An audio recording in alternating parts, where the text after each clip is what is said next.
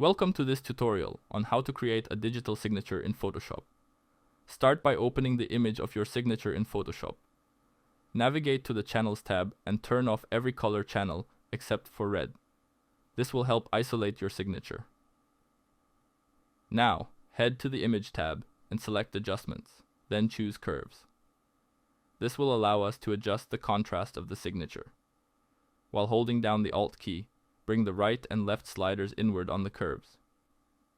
Adjustment until the signature is turned completely black and white. Once you're satisfied, click OK.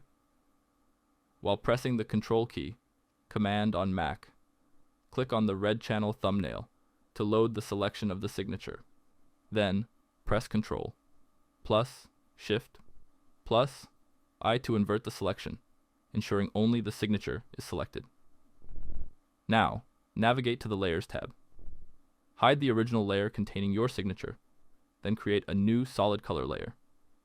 Choose the color you want your digital signature to be and click OK.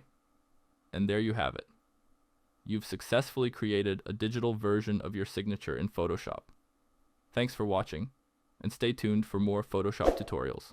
Don't forget to like, share, and subscribe for future updates. See you next time.